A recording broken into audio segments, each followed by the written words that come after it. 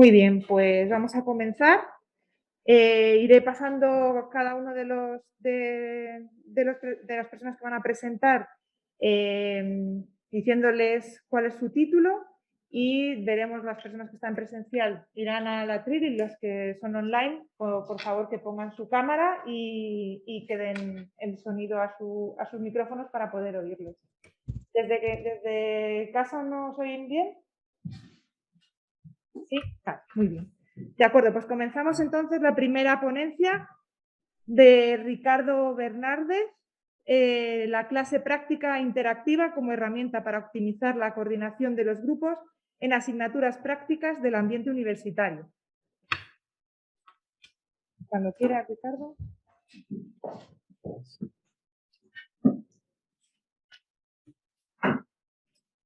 Muy buenas tardes. Mi nombre es José María Ruiz, profesor titular de la Facultad de Educación de la Universidad Complutense de Madrid y formo parte del grupo del proyecto de innovación número 118. Y en este proyecto participamos 3 universidades: la Universidad Politécnica, la Universidad de Burgos y la Universidad Complutense de Madrid. La estrategia metodológica que hemos seguido en este trabajo ha sido el EPG. Estrategia que hemos obtenido una buena estrategia por los resultados que hemos obtenido. Los objetivos fundamentales de este proyecto ha sido, primero, incrementar la eficacia de las clases prácticas, reduciendo básicamente el tiempo de trabajo. Otro de los objetivos fundamentales que nos ha parecido fomentar fomentar a los docentes en las competencias digitales básicas. Y una vez conseguido eso, el siguiente objetivo era fomentar las competencias digitales específicas. Y un tercer objetivo ha sido potenciar la inserción laboral y el emprendimiento entre los estudiantes. Podríamos decir que una de las conclusiones a las que hemos llegado, que ha sido más relevante en el estudio, ha sido la de hemos conseguido reducir en un tiempo, aproximadamente de 1 hora, la pérdida de tiempo que los estudiantes realizaban previamente a la hora de hacer los trabajos, porque ante esta situación nosotros utilizamos unas herramientas como los vídeos, guías, orientaciones que les ayudaban en la fase previa a la hora de realizar las actividades. Y básicamente esas son las... Muy bien, José, muchas gracias. Muchas gracias. Y disculpa, pero es que tenía que apuntado que iba a presentar Ricardo, por eso... No pasa nada, no pasa nada. Gracias. Muchas gracias. Gracias. Muy bien, pues vamos a pasar a la siguiente ponencia. Conocimientos económicos y financieros de los estudiantes de último grado de secundaria en Santander, Colombia. Tengo apuntado que presenta Luis Alejandro Palacio García, pero no sabemos si es presencial u online. Sí, yo estoy acá desde mi casa en Colombia. Estupendo, gracias. Pues cuando Vale, quieras... entonces me indicas y comienzo. Sí, pues cuando quieras tienes 2 minutos. Bueno, muchísimas gracias. Entonces, primero quiero hacer un comentario muy sencillito, creo que no hay mayor problema. Estuve revisando el canal de YouTube y el video mío por alguna razón no se ve. Entonces, pues supongo que eso luego se podrá solucionar. Bueno, lo que les quiero contar es que con 3 grupos de investigación aquí en Colombia, Santander, mi ciudad se llama Bucaramanga, nos reunimos para desarrollar una herramienta gamificada, un videojuego para educación económica y financiera. Entonces, básicamente, los objetivos del proyecto era, por medio de la gamificación, por medio de esta herramienta, mejorar, sobre todo llegar a más lugares con este conocimiento. Entonces nos reunimos, un grupo del cual yo pertenezco, que es de economía, un grupo que es especialista en finanzas, en temas de finanzas, y un grupo que es especialista en pedagogía. Como objetivos específicos, pues digamos que la metodología es investigación basada en diseño. Una primera fase era el diagnóstico. Entonces llegamos a, si no me falla la memoria, 13 colegios aquí en Santander. Intentamos que fueran dándole prioridad a los colegios públicos. logramos capturar la información por medio de un instrumento y hicimos ese primer diagnóstico sobre los conocimientos que tienen los estudiantes de grado 11, que es el último grado acá en Colombia. Luego pasamos a la fase ya propiamente de diseño de la herramienta. Entonces, en este momento tenemos una primera versión del videojuego que lo llamamos Finatic, una ciudad sostenible. Entonces, básicamente es un videojuego donde los estudiantes van como tomando decisiones sobre cómo van como ubicando la gestión de su ciudad, de un territorio pequeñito que ellos tienen, y a partir de eso les vamos poniendo retos por medio de dilemas y por medio de preguntas para que ellos vayan reforzando el conocimiento. Y el objetivo final, que es en el que estamos ahorita, estamos haciendo la validación con la parte más pedagógica. Entonces nos estamos dando cuenta que el videojuego en sí mismo pues no es suficiente para garantizar que haya un aprendizaje. Entonces estamos trabajando con los profesores por medio de unas cartillas didácticas para que ellos puedan incorporar en el currículo este videojuego. Bueno, muchísimas gracias. Eso es lo que tenía pensado contarles para el día de hoy y pues muy orgulloso de estar aquí acompañándolos en este evento. Muchas gracias. Gracias a ti. Pues vamos a pasar entonces al siguiente ponente. Es Miguel Ángel Conde y va a presentar evaluación de la aplicación de robots y dispositivos físicos para la integración de STEAM y el desarrollo de pensamiento computacional. Bien, buenas tardes. Mi nombre, como he dicho, es Miguel Ángel Conde.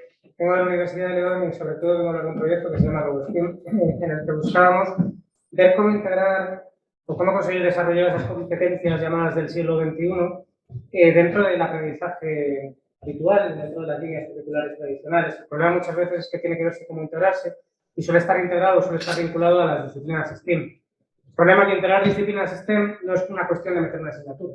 Meter una asignatura la metemos de cualquier manera. Es cuestión de integrar en todas las asignaturas un conjunto de elementos que nos faciliten desarrollar esas competencias. Por eso nosotros lo que hemos hecho es buscar algo que sea atractivo para el estudiante. Y eso que buscamos que sea atractivo lo hacemos a través de metodologías ágiles, en concreto de Challenge-Based Learning y del uso de dispositivos físicos y de robots. Hemos hecho esto en un proyecto europeo financiado por los fondos Erasmus Plus y hemos involucrado 4 universidades y otros 5 colegios en los que hemos experimentado con alumnos, sobre todo en este momento COVID, que además ha sido muy particular, sobre esta metodología y estas tecnologías. En concreto, el trabajo lo que más habla es de la evaluación de los pilotos, porque es muy difícil en ocasiones evaluar qué se obtiene. Entonces, nosotros evaluábamos varias cosas. Una era la percepción de los estudiantes acerca de las disciplinas STEM, para lo que usábamos una cosa que se llama STEM Semantic Survey. La colaboración entre los estudiantes a la hora de resolver los retos. En ese caso usábamos algo que se llama Comeso Rubric, que es un instrumento validado para este cometido. También indicadores propios y una parte del test de pensamiento computacional de Román para, sobre todo, medir si se había conseguido mejorar esa competencia. Y bueno, pues en general la situación, lo que se obtuvo fue bastante satisfactorio, quizás pues donde estuvo un poco limitado por la situación de COVID y porque son contextos socioeconómicos muy distintos, sería todo como se adecuado. Eso, ¿no? Muy bien, pues muchas gracias, Miguel. Vamos a pasar a la siguiente ponencia, que esta es online y se llama Laboratorio de Desarrollo en Educación Superior con alumnado de altas capacidades y o alto rendimiento. No sé si va a presentar Ángela. Angélica. Angélica González. Sí, soy yo. Bueno, buenas tardes. El proyecto que aquí presentamos es un proyecto llevado a cabo en la Universidad de Salamanca por un grupo de trabajo que llevamos bastantes años intentando innovar y el objetivo principal fue identificar a los alumnos de altas capacidades que acceden a la universidad, en particular en el grado de Ingeniería Informática, para experimentar y analizar diferentes metodologías de aprendizaje y potenciar la intervención. Sin duda, en las universidades tenemos que intervenir en los estudiantes que tienen necesidades específicas y los estudiantes con mayor capacidad también las tienen, ya que muestran, por ejemplo, un mayor ritmo de aprendizaje. Nuestra inquietud era ver cómo nos adaptábamos nosotros a sus necesidades, porque es verdad que por parte del profesorado pues carecíamos, hay veces que no sabemos cómo afrontarlo y nos hemos dado cuenta que hay muchos alumnos que, aunque no sean de altas capacidades, actividades si son de alto rendimiento. Entonces, lo que hicimos fue intentar detectarles utilizando el modelo de 3 anillos de Joseph Renzulli y planteamos montar en nuestro grupo de investigación, que es Visite, Bioinformática, Sistemas Informáticos Inteligentes y Tecnología Educativa, pues montar laboratorios de desarrollo en las diferentes áreas, porque trabajamos con inteligencia artificial, machine learning, sistemas emocionales, blockchain, industria 4.0, etcétera. La verdad, la experiencia ha sido muy positiva. Han estado 9 alumnos. De estos 9 alumnos les preguntamos, hicimos una encuesta, porque, bueno, de alguna forma nosotros invitamos quién quería participar. Vamos a proyectarlo. Sí. Y bueno, pues simplemente que ha sido una experiencia muy positiva. ¿Perdón? No, es que se ha colado una persona y entonces, perdóname. Se ha colado una persona con el audio puesto y entonces... Claro, y es que yo pensé que a lo mejor me interrumpían. Bueno, pues nada, no quiero alargarme mucho más, simplemente digo que han participado 9 personas. Un dato muy interesante es que ninguno de ellos, siendo de alta capacidad, son de alto rendimiento. Ellos mismos consideran que han tenido fracaso. Sí que ha habido 3 personas detectadas de alto rendimiento que nos hemos enterado con esta encuesta, que estaban en este proyecto, y la verdad, ellos muy ilusionados nos animan a que sigamos desarrollándolo, incluso extenderlo, ¿por qué no?, a otros grupos de investigación, y que ellos mismos ofrecen a ser mentores de otros alumnos que vayan entrando en los siguientes cursos académicos. Muy bien, muchísimas gracias, Angélica. Pues, gracias. Vamos a pasar entonces al siguiente ponencia. Evaluación de atención selectiva en niños de 9 a 11 años. Romel Velástegui, que se encuentra también online. Sí, muy buenos días desde Ecuador, buenas tardes en España. Bien. Bueno, el tema propuesto por nuestro grupo de investigación es muy interesante debido a que en muchas ocasiones no consideramos, lógicamente, esta atención selectiva en niños para poder intervenir adecuadamente, ¿no? Nuestro grupo de investigadores es un grupo multidisciplinario. Este grupo de investigadores está compuesto por psicólogas clínicas, por expertos en estadística y está en convenio entre la Universidad Técnica de Ambato y la Universidad Complutense de Madrid. Nuestro estudio plantea un análisis de atención selectiva en una población de estudiantes de entre 9 y 11 años. Para el proceso de evaluación se ha utilizado la Provestrop. La actividad propuesta es importante para su proceso de aprendizaje debido a que están en proceso de formación y también están en proceso de su desarrollo cognitivo, neurológico, ¿no? El estudio plantea una población de 135 educandos de varias unidades educativas del Cantón Ambato, Ecuador. Los resultados que hemos obtenido de este estudio, prácticamente una vez que se ha evaluado, bueno, quisiera mencionar antes de esto, ¿sí? Se ha evaluado prácticamente a estudiantes con el consentimiento informado de los padres debido a que son menores de edad. De igual manera, el estudio ha sido voluntario y hemos logrado estos resultados. 127 estudiantes con un porcentaje del 94%, relativamente tenemos un puntaje positivo de atención normal. Estos estudiantes han inhibido adecuadamente la respuesta automática que se encuentra en el reactivo. Por otra parte, la parte negativa, ¿no? Tenemos 8 estudiantes que representa el 6% de nuestra población de estudio. Prácticamente hemos tenido evaluaciones negativas, lo que significa que tiene déficit de atención por diferentes factores que lógicamente se extenderá el estudio. Muchas gracias. Muchas gracias, Romel. Pues pasamos a la siguiente ponencia de Marilili Caicedo y se titula Sistema de evaluación sustentado en el conocimiento ancestral para potenciar los aprendizajes en la escuela. Hola a todos, buenos días desde Colombia. Bien. A todos ustedes en España, ¿me escuchan bien? Sí, perfectamente. Perfecto, bueno, muchas gracias. Soy Marilili Caicedo, he sido docente por más de 18 años. Soy de Buenaventura y estamos desde la alcaldía distrital de la ciudad ejerciendo transformación educativa a la luz de un requerimiento que desde el 2017 pactamos con el gobierno el Pacto por la Educación y quisimos ejercer una educación contextualizada en nuestro territorio.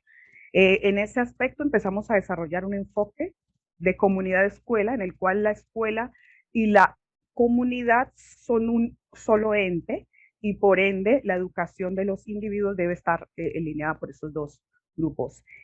Básicamente, la investigación del sistema de evaluación donde reconozca y valore el conocimiento ancestral tiene que ver directamente con incorporar ese conocimiento ancestral del mundo, cómo las comunidades desde su cosmovisión propia ven el mundo, lo visionan y por generaciones han trabajado en la educación de sus hijos.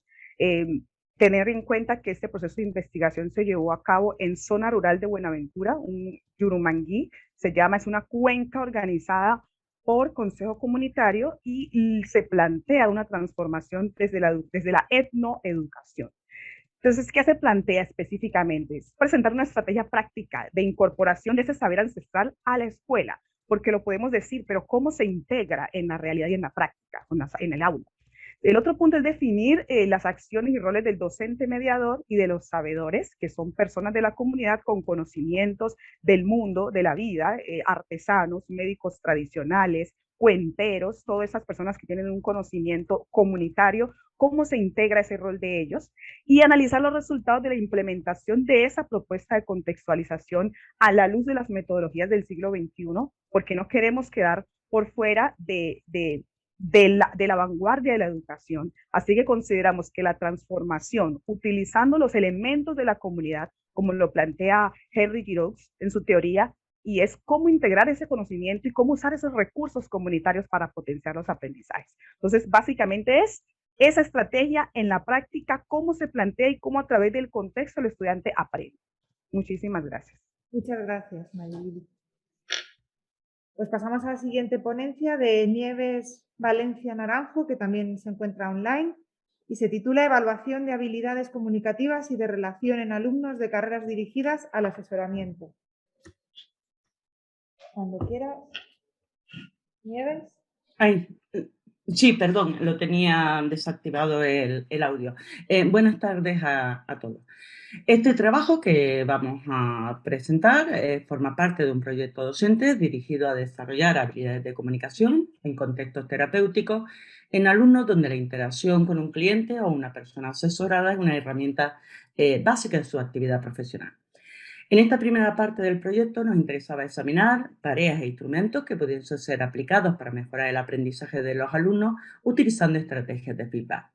Uno de los instrumentos examinados fue el cuestionario de habilidades comunicativas, el ABICON, de Hernández Jorge y de la Rosa, porque permite acceder a la autopercepción de las habilidades comunicativas. De una forma más concreta, el primer objetivo era examinar las propiedades psicométricas del instrumento y cuyo estudio conllevó reducir el número de escalas del ABICON. En una de ellas se tuvo que eliminar una escala, alcanzándose, pese a eso, tras esta modificación, un buen ajuste del modelo, validez convergente, validez discriminante y fiabilidad. El segundo objetivo implicaba una tarea de interacción en un contexto de ayuda o asesoramiento. El compañero de interacción, normalmente una persona próxima al alumno, examinaba las habilidades comunicativas de este alumno, así como sus habilidades de asesoramiento. Los resultados obtenidos indicaron que existe relación entre la valoración de las habilidades comunicativas autopercibidas o heteropercibidas, así como entre las habilidades comunicativas del alumno y sus habilidades durante la sesión de asesoramiento, y también encontramos relaciones entre el número de habilidades identificadas mediante análisis del vídeo y la valoración que hace el compañero de la sesión. De forma global, consideramos que el conjunto de resultados sugiere que es posible construir tareas evaluativas con un carácter formativo centradas en la resolución de un problema real e instrumentos como los utilizados en este trabajo, como puede ser el ABICON o el SPON. Este tipo de tareas, este tipo de actividad permite ofrecer feedback de distintas fuentes, como pueden ser el profesor, los propios compañeros e incluso el propio alumno, facilitando la adquisición de aprendizaje. Sin embargo, también encontramos que el feedback asociado a una única interacción, como se realizó en esta fase del proyecto, no es suficiente para facilitar el desarrollo de un juicio evaluativo más ajustado de los alumnos. Muchas gracias por su atención. Muchas gracias, Nieves. Pues la siguiente ponencia ya sí que es presencial y se titula Un marco institucional para la educación especial y su aplicación tecnológica en aprendizaje de ballet.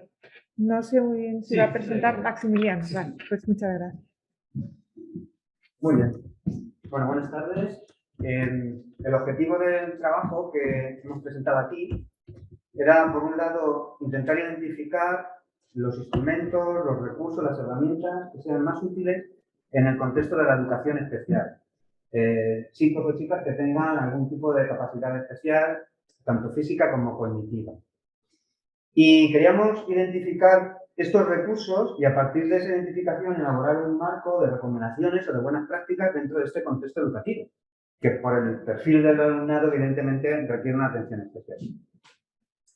Y además un segundo objetivo relacionado con eso es que este marco de buenas recomendaciones hemos intentado aplicarlo en un caso práctico, elaborando y desarrollando una herramienta informática para ayudar a este tipo de chicos en el aprendizaje de ballet. Para este objetivo hicimos, en primer lugar, diseñamos un instrumento de validación, un cuestionario. Este cuestionario lo pasamos en 74 centros de educación especial de 4 países, México, Perú, Colombia y en España. Y a partir de todos los datos que recuperamos de los docentes que se encargan del día a día de trabajar con estos chicos, hemos elaborado este marco instruccional. Básicamente organizamos el marco en 3 ejes principales. El eje tecnológico, qué tipo de tecnologías son las que utilizan. El eje metodológico, qué tipo de metodologías son las que utilizan. Y el eje de contenidos, qué tipo de contenidos. Una vez que analizamos, hicimos un análisis cualitativo de los resultados de este cuestionario y hemos llegado a la conclusión de que es una buena práctica utilizar en el contexto tecnológico, utilizar un software específico para el contenido que vayas a impartir o a enseñarles e intentar utilizar un dispositivo de interacción de la tablet, es el que más se suele utilizar. En el contexto de la metodologías basadas en gamificación con abundantes ejemplos y una metodología muy flexible es lo más conveniente. Y, dentro del contenido, dentro del tipo de contenido, básicamente los contenidos que conllevan la realización de actividades que tienen una secuenciación lógica, para este tipo de alumnado, pues también funcionan bien. Con todos estos elementos y con este marco de referencia, lo aplicamos en el contexto de enseñar a niños con síndrome de Down. Disculpa que te interrumpa, es muy interesante, Perdón. pero es que nos han dicho que 2 minutos. Pues perfecto, porque era que justamente terminaba aquí. La hemos aplicado a síndrome de Down, pero no tenemos los datos todavía y no lo hemos recuperado. O sea que, perfecto. Gracias. Muchas gracias. Que tenemos que ajustarnos al tiempo para que todas las personas puedan presentar y tengamos tiempo luego de debatir un poquito también. Pues ahora va a presentar Elías Godoy, marco conceptual de los estilos de aprendizaje, el caso de los estudiantes en formación inicial de profesores de química. Hola, buenas tardes. Mi nombre es Michal y mis apellidos son Elías Godoy. Bueno, les cuento, soy profesora de química, candidata a doctora en educación, trabajo en una universidad chilena llamada Universidad Metropolitana de Ciencias de la Educación, que busca formar profesores para poder contribuir a la educación pública. En este trabajo de investigación, en torno al grupo de investigación, en torno a la enseñanza de la química en formación de profesores, donde trabajamos el marco conceptual de la sustentabilidad como ejes, emergencia climática, educación ambiental y promoción de salud, es que desarrollamos este trabajo, el cual es parte de mi tesis doctoral en cuanto a la caracterización de los participantes de la investigación. En este trabajo levantamos un marco conceptual en contexto al concepto de estilos de aprendizaje a través de revisión de recursos bibliográficos y caracterizamos mediante un cuestionario de estilos de aprendizaje para poder levantar las preferencias de los estilos de aprendizaje que declaran los y las estudiantes participantes de esta investigación, que son estudiantes en formación de pedagogía en química de esta universidad chilena mencionada anteriormente. Muchas gracias. Muchas gracias y disculpa que tenía aquí mal apuntado que tu nombre es mi... No hay problema. Perdóname. Muchas gracias. Pasamos al siguiente ponente, Javier Ángel Ramírez, experiencias de metodología CDIO en ingeniería de minas y en ingeniería civil. El objetivo de este proyecto es aplicar la tecnología CEDIO, que lleva unos 20 años aplicándose en distintas universidades, que utiliza la universidad y la empresa para enseñar a los alumnos. La tecnología CEDIO es una tecnología a partir de la cual el alumno, de forma práctica, concibe una idea para resolver un problema, la diseña, la desarrolla, la implementa, la construye y opera con ella, es decir, verifica que esa tecnología funciona. La tecnología CEDIO la hemos aplicado en dos experiencias. Una aquí, en la Escuela de Minas, en la cual se le daba al alumno un problema concreto, un enunciado concreto. La mina de la Escuela de Minas, pues se le planteaba pues, que tuviese la ventilación adecuada y cada alumno tenía que resolverlo, o cada grupo de alumnos, como ellos considerasen oportuno, y también que tuviese unas salidas de emergencia, porque se visita con cierta frecuencia. Entonces hicimos esa experiencia y por otro lado, en la Escuela de Ingeniería Civil lo que hicimos fue una experiencia diferente en la cual el enunciado era abierto.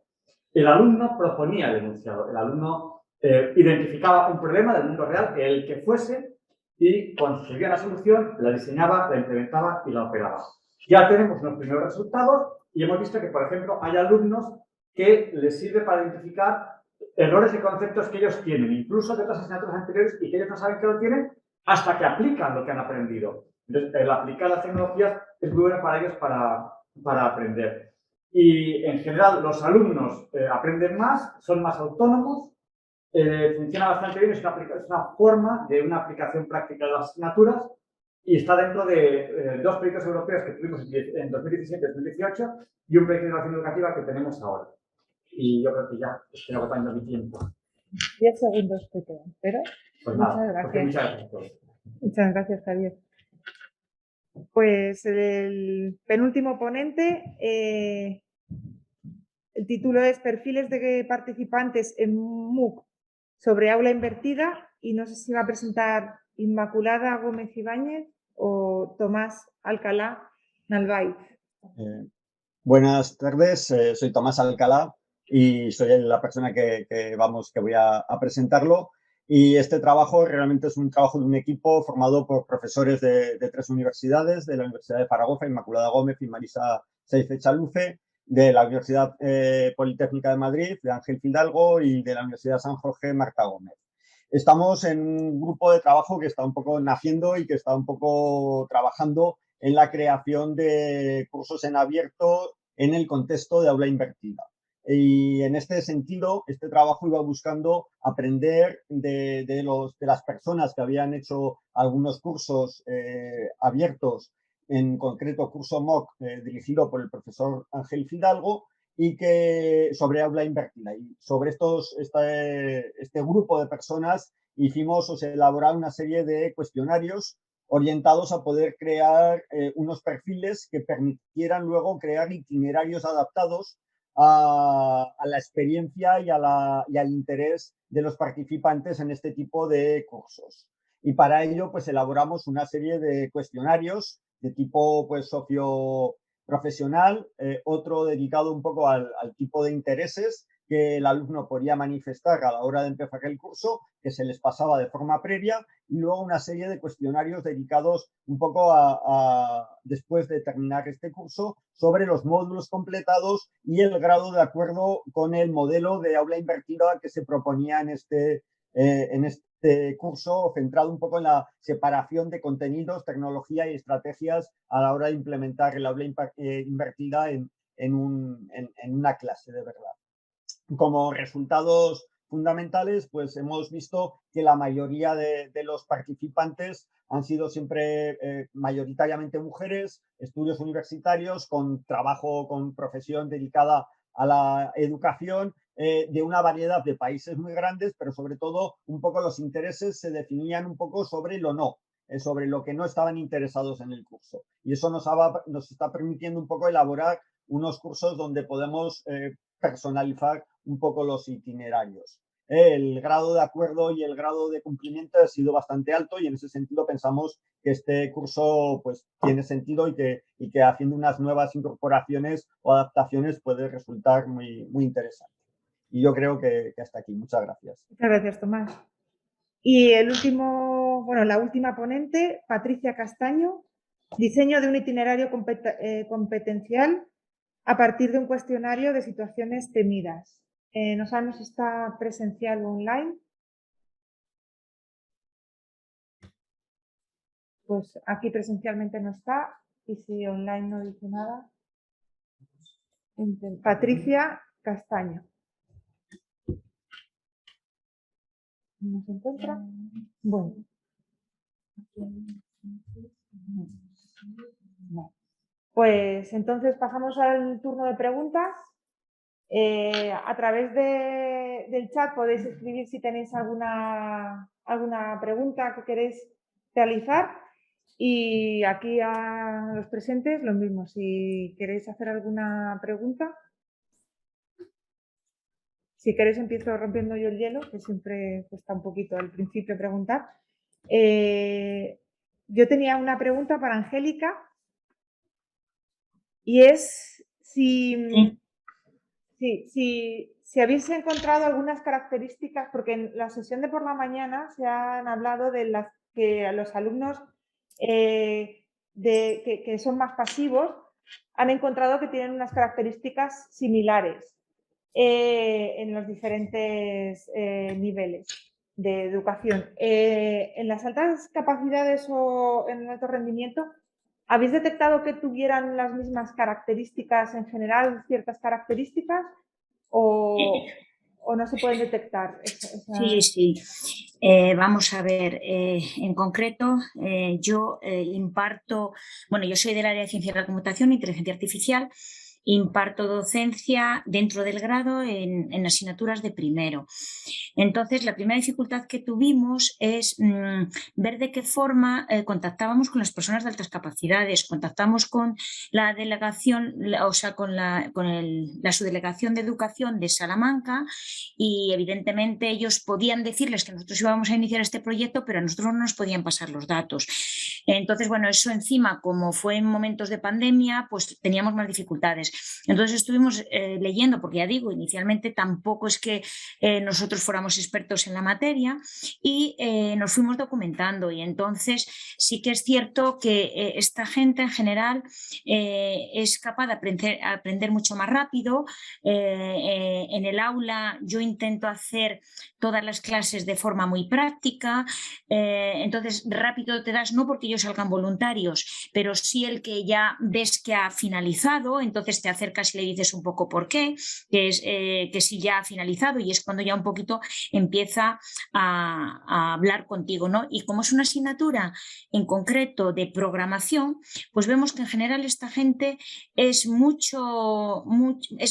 muy creativos, e incluso te dicen, bueno, yo lo he hecho de esta forma, pero lo podría hacer también de esta otra forma, o incluso te das cuenta que un algoritmo que una persona normal, vamos, no normal, porque todos somos normales, ¿no? Pero que una persona que no es de alta capacidad, sí que te das cuenta que no lo optimiza tanto como esa persona de alta capacidad. Entonces yo creo que nosotros la ventaja es que al ser de informática y encima una asignatura de programación en la que la creatividad, puedes hacer una tarea aplicando diferentes algoritmos, entonces ahí sí que hemos sido capaces.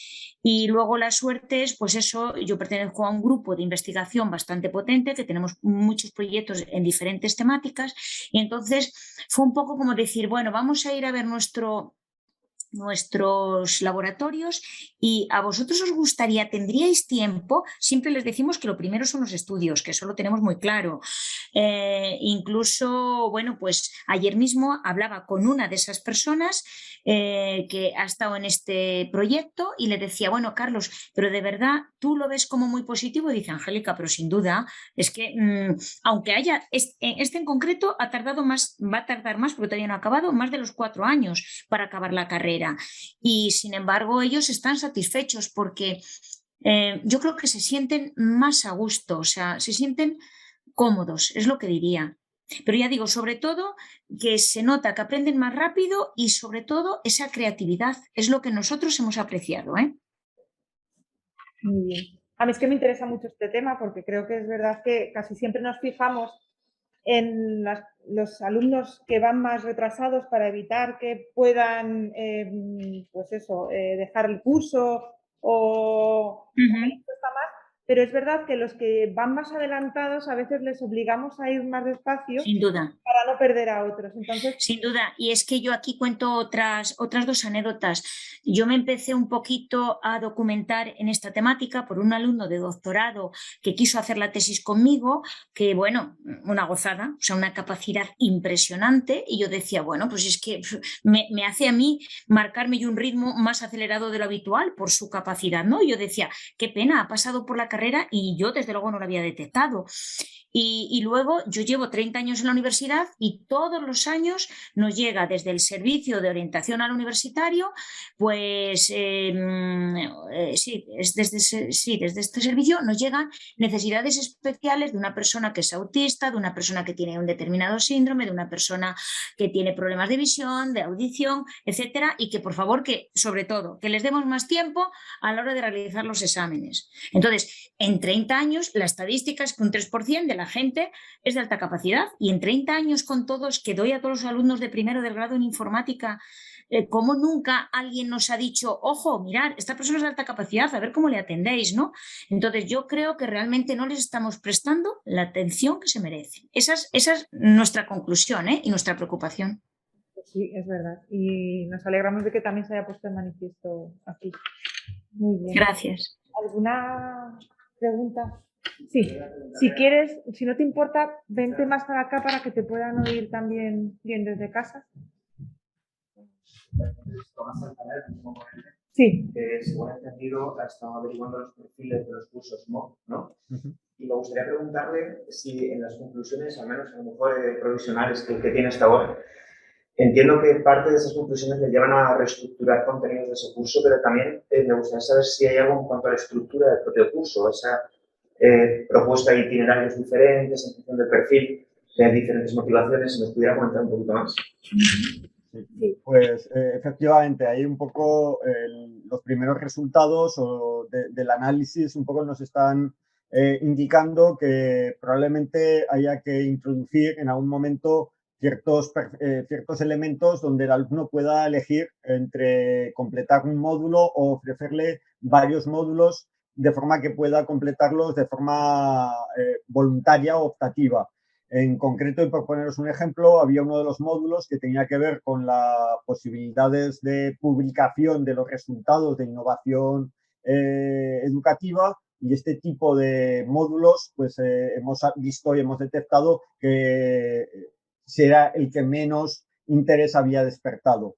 Pues probablemente también porque cuando analizas el tipo de perfil, uno de los intereses es la aplicación del aula invertida de una forma relativamente urgente, sobre todo pues a raíz del tema de la pandemia, y no estaban tan motivados por publicar resultados de innovación educativa. Entonces, bueno, pues ante eso, que justamente era el último de los módulos, pues probablemente en próximas versiones podamos intentar introducir estrategias pues a lo mejor de introducir otro tipo de módulo final que pueda no quedar pues eso, en el olvido o simplemente pasar desapercibido. Pero sin duda sigue siendo lo complicado el introducir en los cursos abiertos qué elemento, en qué momento poder seleccionar o poder redirigir al alumno en función de sus perfiles. Pero sí que la adaptación de los cursos en abierto tiene que ser, pues eso, normalmente bastante activa. Muy bien, muchas gracias. ¿Alguna pregunta más? ¿El chat? ¿No tenemos ninguna? No, en el chat no hay. ¿Yo puedo hacer una? Sí, claro que puedes. Por ejemplo, a Luis Alejandro Palacio García, que ha hablado de la elaboración de un videojuego para fomentar conocimientos económicos en estudiantes de secundaria, y me ha parecido escuchar que ha comentado que se han dado cuenta que con el videojuego no era suficiente para transmitir esos conocimientos. Y me gustaría saber si han puesto en marcha alguna otra iniciativa complementaria al videojuego. Hola, muy buena pregunta, muchas gracias. Pues es que básicamente estamos en esta fase de validación de la herramienta Entonces, también en esta fase lo que vemos son sus limitaciones. En este momento, precisamente como cerrando el proyecto, estamos haciendo grupos focales con los profesores, mirando qué estrategias les funcionan mejor y devolviéndome un poquito para poder responder tu pregunta, en el diagnóstico nos dimos cuenta que hay un desconocimiento muy grande de lo que es educación económica y financiera. Entonces, como que no se sabe quién es el responsable. Entonces, le toca al profe de matemáticas, le toca al profe de sociales, le toca, o sea, ¿a quién le toca? Entonces, desde el ministerio lo que se ha dicho es transversal. Entonces yo digo, bueno, son matemáticas en contexto.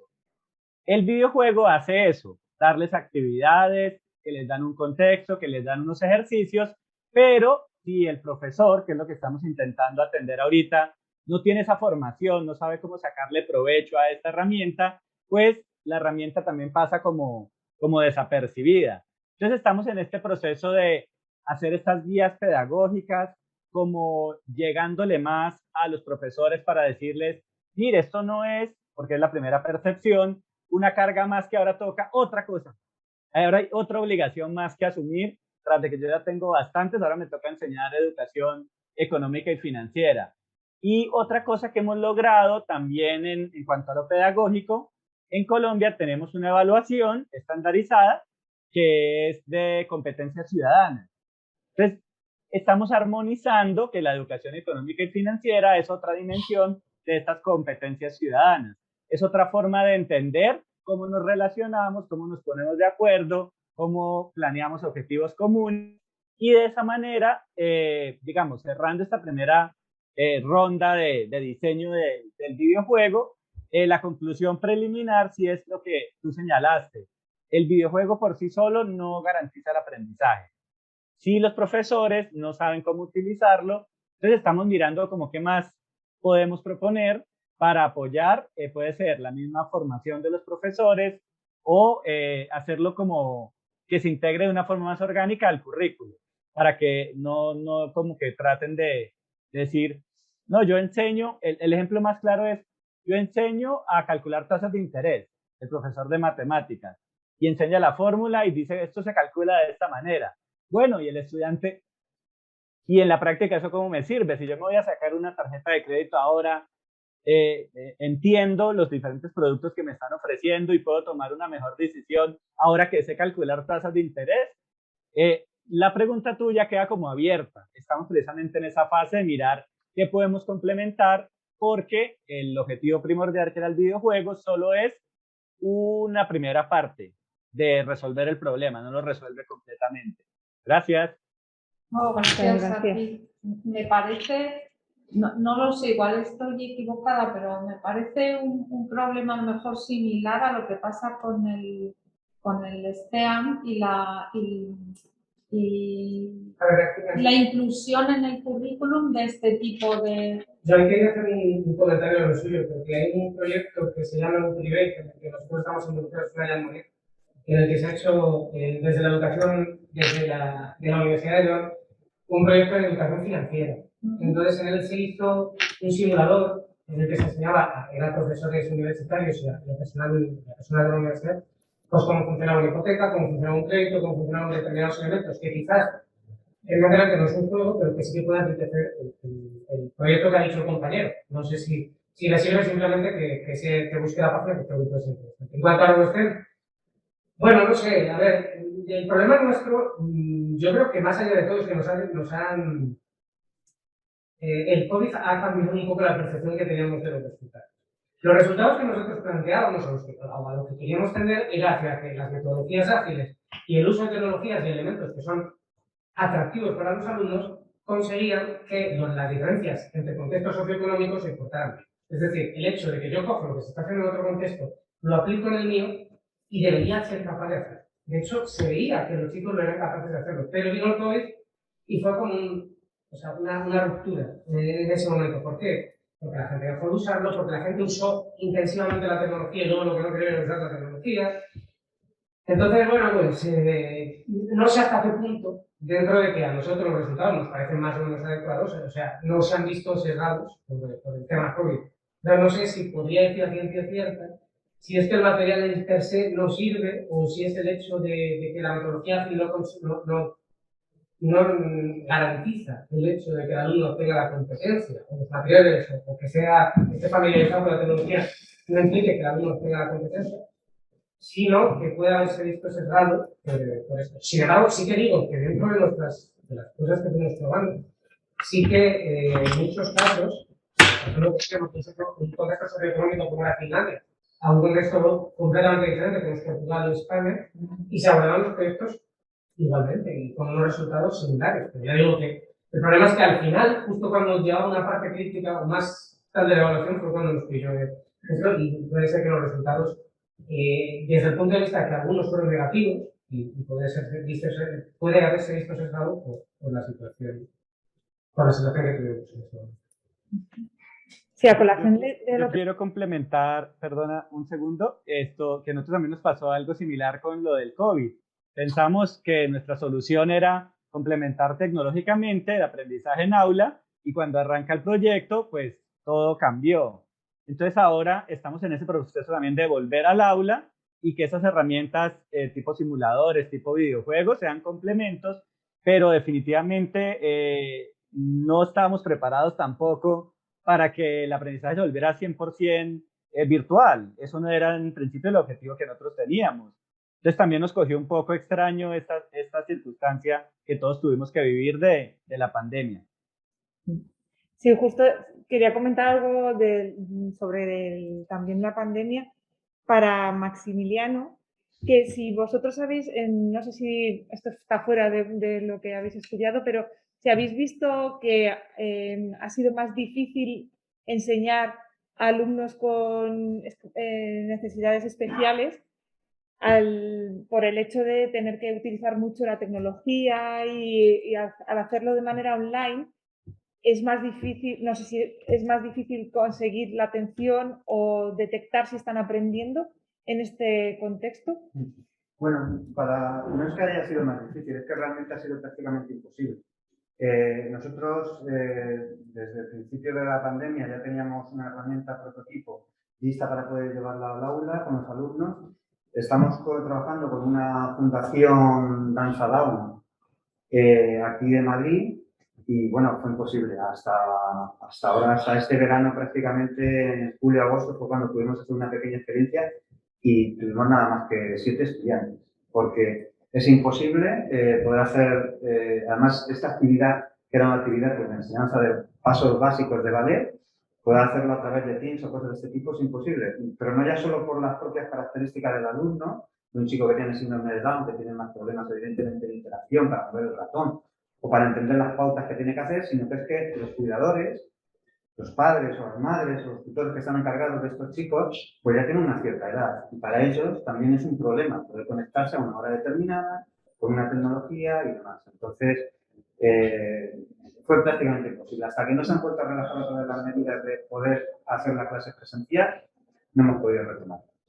Claro, es que esta mañana han hablado sobre también estrategias, pero dirigidas a los padres de niños de preescolar, porque claro, no están, o sea, ya a nosotros nos costaba enseñar a los alumnos universitarios porque no siempre estaban conectados y si están conectados no sabes si están atendiendo, pues niños tan pequeños o niños niños o personas con necesidades especiales, pues mucho más complicado y la educación ha sido mucho más complicada. Sin duda. Sí. Claro, normalmente ocurre que cuando tenemos chicos con estas capacidades especiales, en edades de niños, pues normalmente están, digamos que acogidos en un plan de formación especial, pero dentro de escuelas con otros niños, integrados. Pero cuando ya termina el plan de formación a partir de los 18 años, ya no se le considera como un niño, entonces se le saca del sistema de formación oficial, digamos. Y entonces ya lo que tenemos son,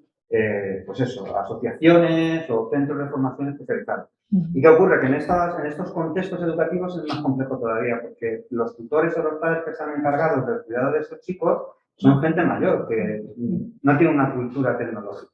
Y entonces es muy complicado poder hacerlo. Pues sí. Bueno, esperemos volver a la normalidad, ojalá, como dicen. Ojalá que pueda continuar esto. Muy bien. Javier Ángel quería preguntar, ¿sí? No, yo aprovecho, ya que estáis hablando de las dificultades que han ido con confinamiento y todo esto COVID, nuestra experiencia empezó en presencial y tuvo que pasar de repente a confinamiento.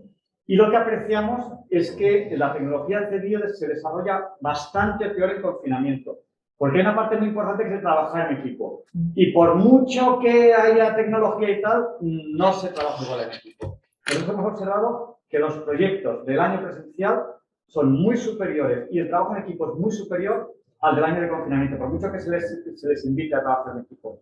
Y aprovecho, he salido porque estáis hablando precisamente del tema de confinamiento, y aprovecho para decir que la tecnología CDIO pensamos que se desarrollaría muchísimo mejor si estuviese integrada en el plan de estudios. Es decir, en esa asignatura, en esta, y que estuviese integrada en el plan de estudios, no como experiencias sueltas de profesores.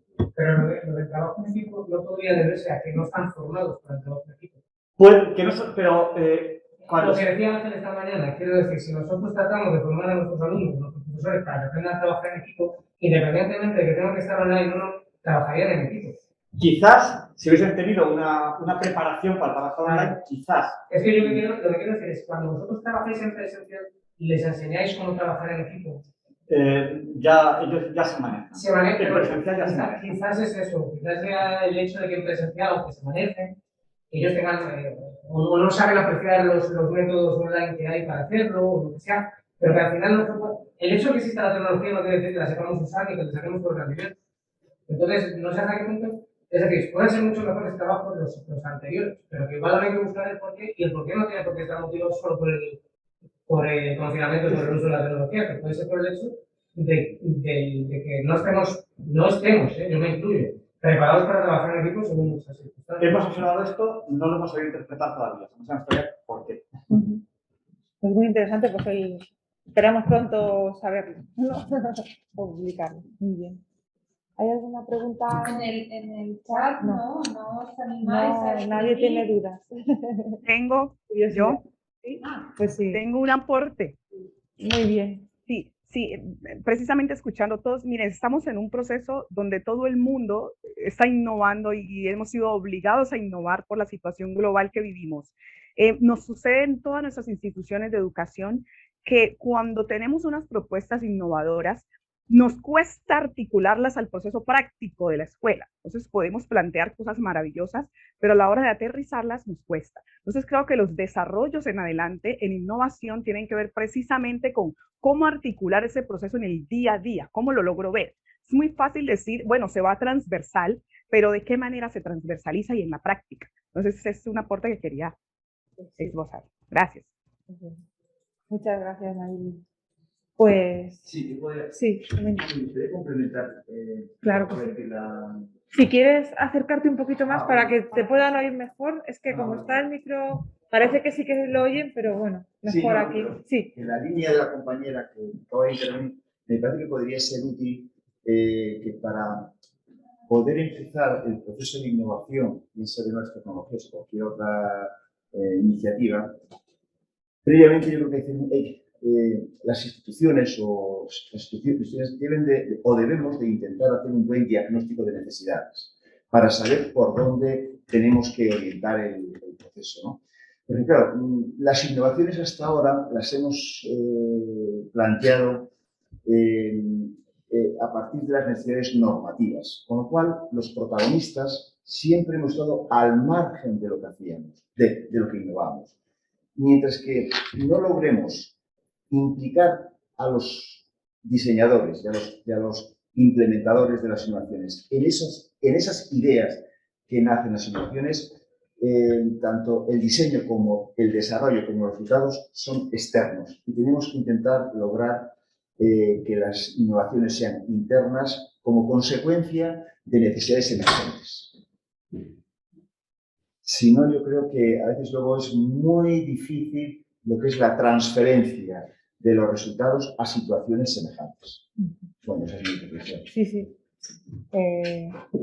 A veces es que lo que necesitaríamos es a lo mejor, pues como dices, tener un poco una estructura mayor, que no cada uno por su lado intentar solventar problemas individuales, que luego al final, como hemos dicho, necesitaríamos trabajar en equipo seguramente o colaborar, porque muchas veces lo que has detectado tú en tu universidad, pues seguramente pasa en otras universidades. Sí, yo estoy completamente de acuerdo. Quizás es un problema más de diseño y de involucrar a los actores.